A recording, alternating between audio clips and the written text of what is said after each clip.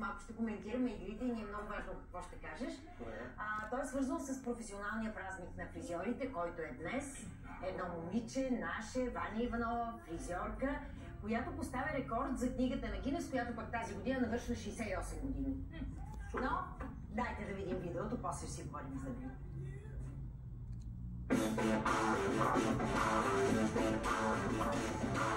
България има над 70 рекорда в книгата на Гинес, а само няколко от тях са от тази година. Русенецът Теодор Цветков, който успя да преплува езеро за 71 часа без да спира.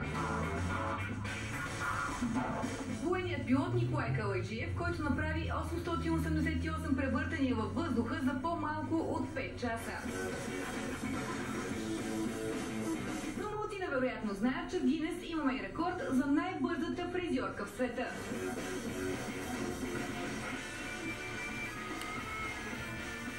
По този начин трябваше да изглеждат косите, за да бъдат и горе-долу красиви, като ги вдигаме. Ваня, сега ще ти засечем за колко време всъщност ще успееш да направиш. Само кажи кога да натисна старт. Ами, натискай!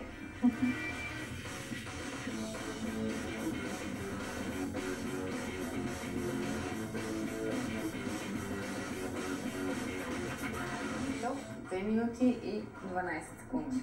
Това е Ваня, която преди 7 години предизвиква истински бум в сферата на красотата, като за близо 8 часа успява да направи 330 прически на 120 момичета. Прочетах една статия за една авскиня и просто си казах, искам аз да бъда най-бързият фризьор. Буквално на шега стана с приятели го направих, нямахме тези средства, защото себестойността на рекорда е доста сериозна. Аз много държах да е в спортната зала в Пазарджик. Някак си усещах енергията, че просто искам тази енергия, не исках никаква друга зала и си го представих там да бъде.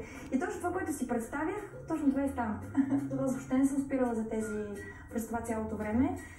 Можех да дигна сигурно поне още 20 коси най-малко, между 20 и 30, не знам, защото накрая ги дигах за буквално, те сядаха и ставаха за секунди. В случая горе-долу дължините бяха като вашата коса, са даже малко по-дълги.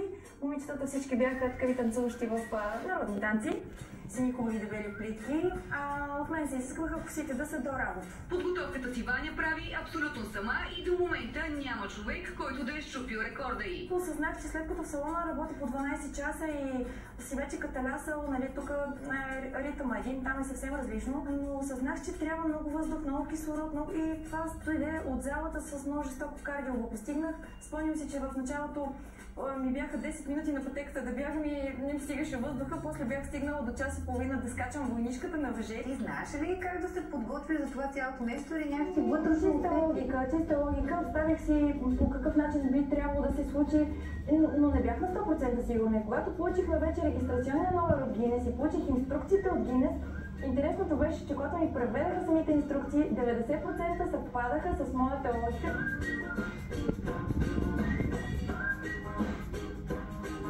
Беше от 20 човека, които са ми помагали. Имаше момичета, които където бяха мои клиентки, даже сред тях. 8 часа, това беше жестоко, между другото. На 219 номер си спомням, че тялото ми претърпя катаклизъм, който имаше вероятност, ако не се бях подготвил физически, всъщност много по-рано ще да ми се случи този срив на тялото и просто се хванах за косата на момичета, защото аз правих едни и същи движения. Значи те сега пред мен 4 стола бяха каскадно, с едната болетка бяха фибите и лака ми беше между краката и с един крак си местех стола, взимах си фибите и просто се задържах за косата на момичето. Въпреки че не получава заслужено признание от гилдията и тогава, днес Ваня продължава да бъде много повече от просто фризьор, посвещавайки се на различни социални каузи в родния Пазарджик. А салонът ти е също толкова нестандартен, колкото е самата тя. Имаше много хора, които ми се радваха, страшно много, но 3 пъти повече бяха хората, които заобеха. Аз съм си състезател просто по природа и това е вътрешно удовлетворение. Някой има ли такъв клиент, който да каже, искам точно вие да ми направите косата, защото аз прочетох за вас, знам за вашия рекорд.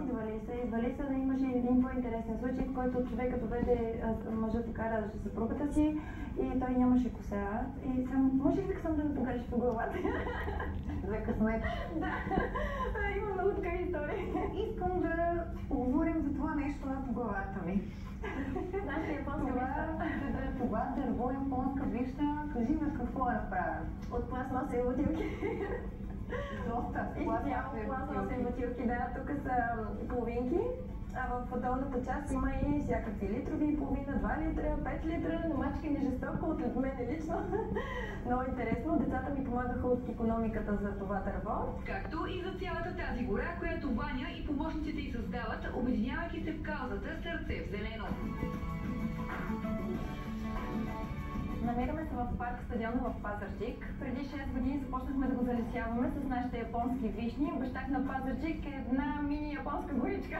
Зад мен са професионалната гимназия по икономика и мениджмънт от град Пазарджик и те са ми главните партньори в това начинание от 6 години. Тази кауза се зароди от една коварна болест. Това е болест, която няма алтернатива на лечение, болестта рак. Оттам се породи идеята да създавам това нещо и да се опитам да превъзпитаме едно ново поколение.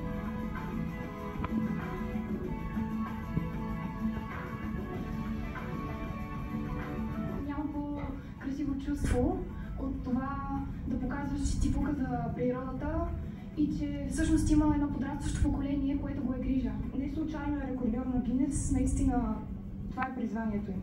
Все още не ми е правила прически, но с удоволствие бих отишла да ми направи.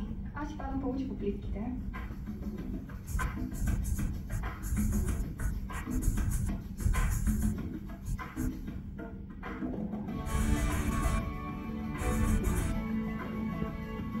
След рекордът и за най-бърз фризьора в света, да очакваме ли и най-голямата вишнева градина, парк с вишневи дръвчета? Не може.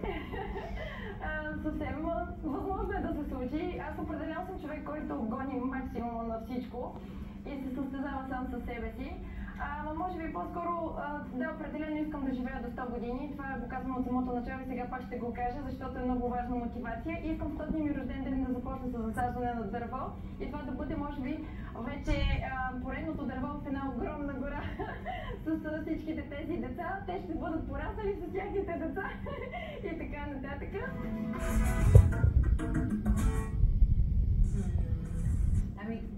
Гледайте колко готино момиче е Ваня. Интересни хора в Пазарджик. Как? Това е извора на интереса. Ама наистина много хубаво нещо прави, защото някак си не е самоцелно и това, което видяхме сега с горичката, каузата. Ние имаме наше дърво в тази горичка, наша японска вишня, да, на кафе и ние се включихме в тази инициатива, така че ето. Да, много впечатлен, специално, че японски вишни седи и аз много ги харесвам тези дървени и дано да стане голяма гора. Да, ти знаеш ли тази гора? Не. Аз не знам. Аз не знам, обаче